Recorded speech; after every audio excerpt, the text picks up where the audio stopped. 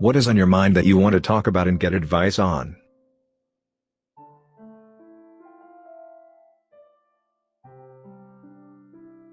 Secret conversations with a teenager. My husband has been chatting to a girl for months behind my back. We are around 40 and she is a teenager. I really don't know how to make sense of this situation, and thought it might be a good idea to ask for advice here before I do something stupid. My husband and I have been happily married for over 10 years.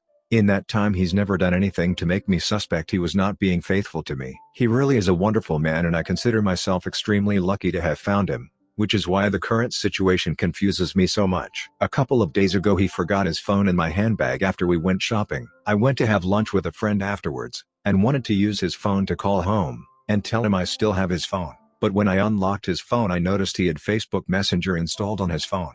My husband is not the social media type, so I was curious, and opened the app, and my heart sank. There were lots of messages from a woman. I felt like I was going to have a panic attack. She is his only friend. He used a fake name, and from the chat log it appears as though they chatted somewhere else before she convinced him to create a Facebook account. I spent the next couple of hours reading through the entire chat history.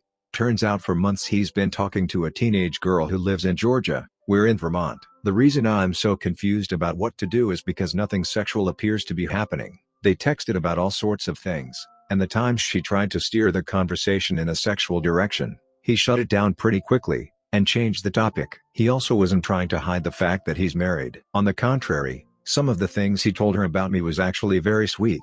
Having read their entire chat history, I'm fairly sure this girl is smitten with my husband, although nothing overtly inappropriate appears to be happening between them. What bothers me so much about this is the fact that we're normally very open with one another, and he's never once mentioned this to me. I really want to confront him over this, even if it is just to find out what's going on.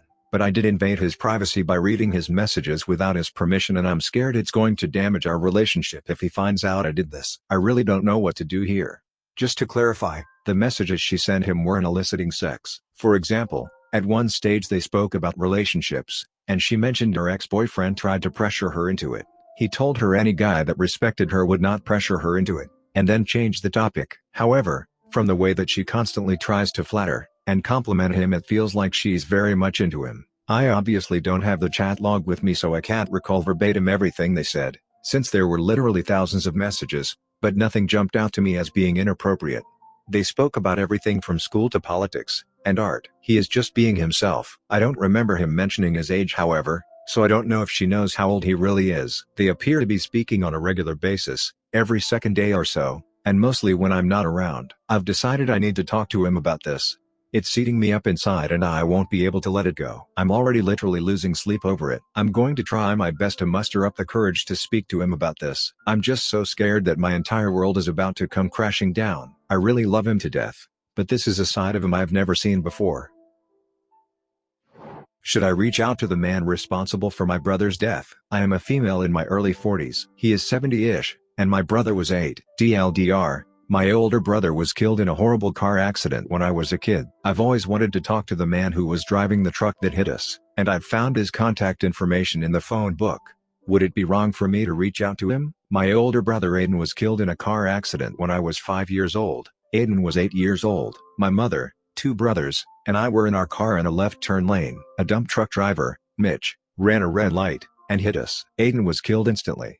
My younger brother and mother were critically injured, but survived. I had minor physical injuries, but was mentally scarred from the experience, and seeing Aiden laying dead on the side of the road. Mitch was the one who pulled me from our car, and I remember how freaked out he was. Mitch did not have a driver's license because it had been revoked from too many DUIs. He was not drunk when he was driving that day. He was driving a dump truck for a landscaping company, and the dump truck was found to be faulty on many levels. He had run the red light because the brakes did not work. In any case, my parents sued and won a financial settlement. Mitch served about 2 weeks in the workhouse, but that was the extent of his punishment. The accident was in the mid-1980s. Throughout my adulthood, I've kind of wanted to talk to Mitch. I'm not even sure what I want from him, just to talk about what happened since I was so young, and I thought talking to him would help provide some closure. I wouldn't mind an apology, but would not necessarily expect that. Thanks to the magic of the internet, I found his contact information online in the phone book. I've been thinking about reaching out for the past couple of months, thinking that sending a letter would be best. Do you think it would be wrong for me to reach out to him? Also, I have been through therapy about the accident and about other traumas. I never addressed Mitch specifically, except for what my mother coached me to talk about regarding him. I'm not currently in therapy, but since I've been having old memories and feelings popping up recently, I should get back in therapy when I can get health insurance.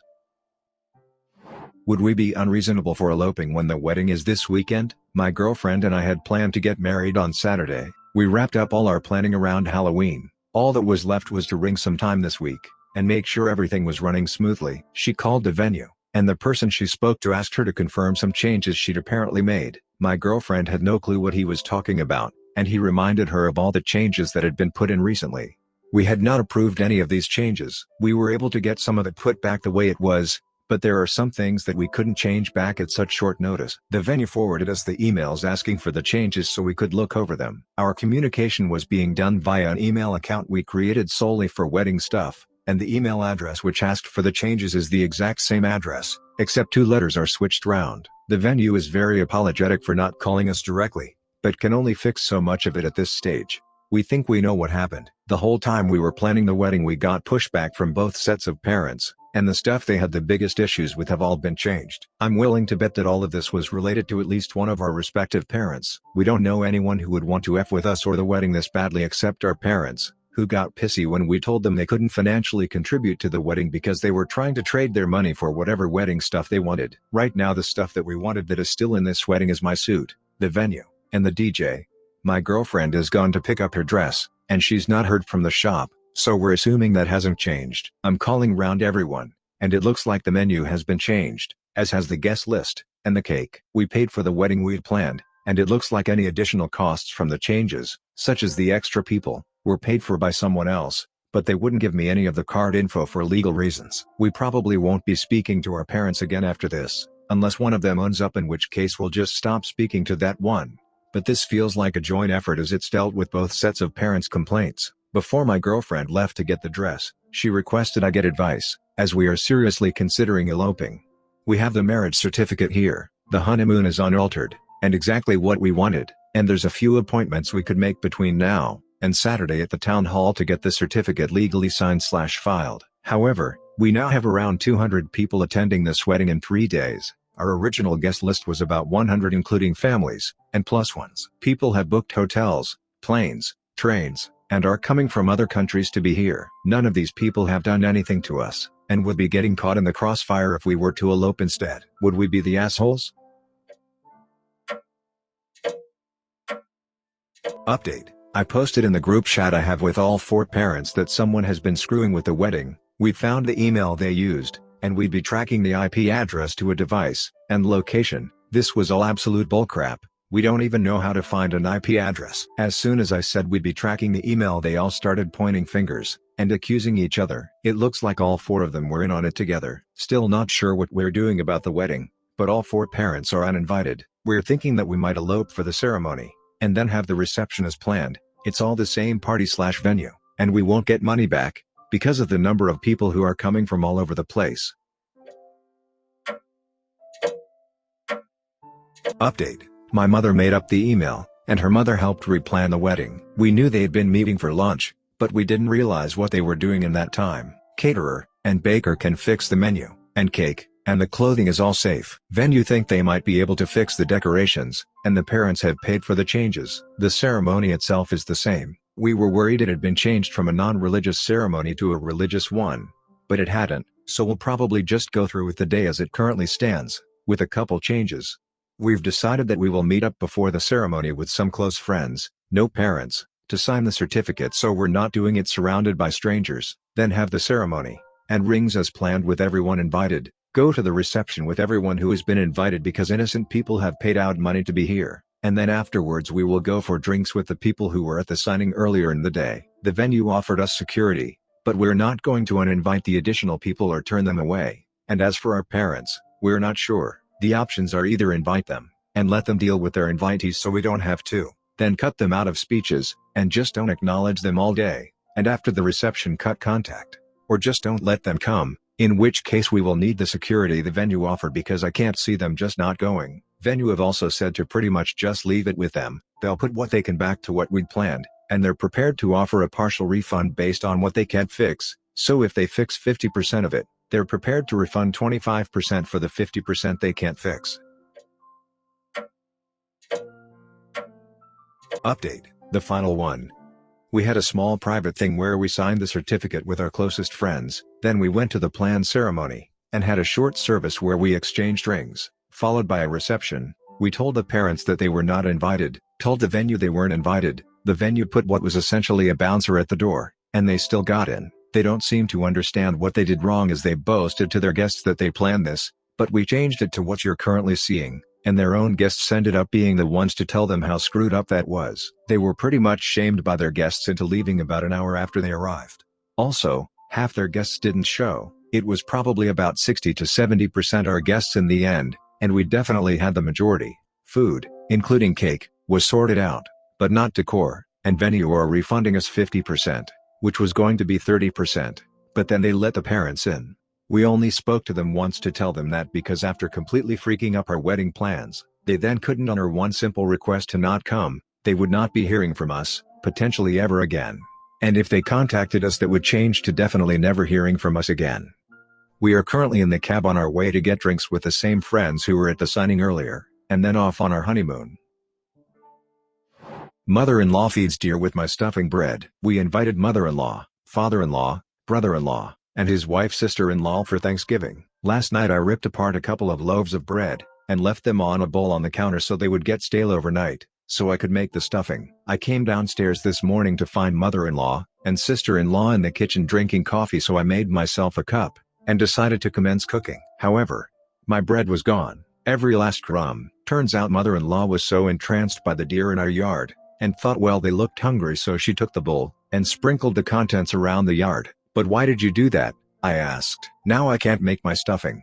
7-Eleven is open, they sell bread. Okay, I said, I'll need 2 loaves. She responds, you want me to go? I say, well, you're the one who fed it all to the deer, at which point she started to cry, and ran into the guest room, and didn't emerge until 2 hours later with red eyes, and a woe is me attitude. And her sons and husband are walking on eggshells around her, and being solicitous toward poor little mother-in-law. Manipulative bitch. Update. When I last posted, mother-in-law had just emerged from hiding, and brother-in-law, father-in-law, and husband were kissing her ass. Sister-in-law and I were pretty repulsed by their attention being paid to Joe Casta, so we just went into the kitchen, opened a bottle of wine far from the maddening crowd, and started cooking dinner. An hour later, husband comes into the room, and finally asks me what happened. I told him, and, of course, he said that she didn't mean to give our stuffing away, and why am I making such a big deal out of it? I let him know that I had set the stuffing bread out overnight so that it would have the crispy crust we love. Here's the rest of the conversation best as I can remember it. Dear husband, couldn't you just go out and get more bread? Me, I'm not the one who gave away the stuffing bread, plus I have an entire meal to cook. Dear husband, well, you didn't mean to be so nasty to mom about it. Me, I wasn't nasty at all. I just told her what kind of bread to get at the store. Dear husband, you know she's not familiar with the area. Note, dear husband has been stationed here for 5 years, and his parents visit several times a year. It's not a hard place to find your way around. You really hurt her feelings. Me, I didn't mean to hurt her feelings, I just needed the bread. Dear husband, did you go out and get it? Me, no, I have been busy. That's why I asked her. Dear husband, fine. I'll go out and get it. What a guy, right? He leaves, and 45 minutes later returns with a Food Lion bag. He couldn't remember what kind of bread I asked for. Italian bread. Is it that hard to remember? So he bought 3 boxes of stovetop stuffing. Now, I love me some stovetop, but not at Thanksgiving. But that's exactly what we ate. Instant stuffing. Looks like that vile woman won this round. Note, dear husband is awesome except when he's around his mother. It's always been a little weird, but this was definitely the most ridiculous episode. I don't understand how this man is smart enough to run a nuclear reactor, but turns into a 180-pound glob of jello when it comes to her. Another note, he will not be getting any for a while. Am I the unreasonable one for making a complaint against a nursery worker due to how she reacted to my wife picking our kid up? My wife and I have 2 kids, a daughter, and a son. My wife is an essential worker as she's a doctor. She works extremely long hours with hardly any days off, whilst I work a typical 9-to-5 job, so I've always taken care of arranging the kids for school, and care etc. Well, with lockdown, I've been able to homeschool my daughter, but since my wife is an essential worker, My son's nursery has still been able to take him, and so I have dropped him off there as normal, as even though I'm homeschooling my other kid, I'm fitting that around me working from home. It makes it easier for my son to still have his routine, and so I can do my work, and so on. Anyway, I was going to pick him up like normal, but my wife chose to do it as she was off at that time, and could actually get him. The people at this nursery know my wife, as do the parents, even though she's rarely there. She was actually happy to be able to pick our son up from the nursery for once, and I thought it went fine until she came home in tears. She told me this nursery worker who has just started there didn't believe that my wife was our son's mother, as this worker had only ever seen me. The other workers, and my son told her that my wife was in fact the mother, and that she wasn't a danger to my son. The new worker still didn't believe it, and said that she didn't feel comfortable with letting a 3-year-old go off with a random woman she'd never seen before. My wife got really upset, and it didn't upset my son, as everybody was practically saying there was no danger as my wife was a mother. A few other parents got dragged into this, and backed up the other staff, and it was only through relenting that the new worker gave up. But she made a really angry comment along the lines of, "Maybe if you were here more often, I wouldn't have to verify your identity." My wife wants to forget it happened, but I am very angry. So the next day I picked up my son, and asked to speak to the woman in charge about the new worker. She wasn't there when it happened, but I complained, and said that how my wife was treated was ridiculous, and that the coworker was out of line for her snide comment at the end. The woman wasn't happy, and I've now learned the new worker has been given a severe warning, and that her behavior is being watched. The parents who backed my wife up are torn. Some think I did the right thing as the woman didn't act professional, whilst others think I'm unreasonable for interfering. My wife is annoyed as she thinks I shouldn't have said anything. I really don't know if what I did was right or wrong, so am I the unreasonable one? My mother left the gas oven open while I was asleep, and went out. My mother cooked something on the gas oven, and left it there for hours, then went out, completely forgot about it. She locked the front door and I was asleep in my bedroom. I suddenly woke up, and found a lot of smoke everywhere in the house. The kitchen is at the back of the house, so I had to go past a lot of smoke in the air without seeing anything to reach the kitchen. But I didn't do that. I didn't know where the smoke came from, so I ran out of the house to the front door, and yelled for help. My mother was joining a wedding party next door. When she heard me, she immediately ran into our kitchen to turn the gas off. Then, she turned at me, and started to yell, "Why the hell didn't you go in and turn it off? Are you freaking stupid or what?" I was shocked. I could have died if I didn't wake up in time, and now everything is my fault. She even cried, and had my dad comfort her, and blame everything on me. I was 12 back then, but the event haunted me until now. I don't know, I need some clarification for the relationship with my mom. Does she really love me? She always told me how much she wasted her life for me, and made me think that she was always right because she is my mom. She told me she loves me and I'm the one who doesn't respect my parents, and bad luck gonna come to me because of it. Subscribe and turn on the notification bell for more stories delivered to you. Thanks for listening. See you later.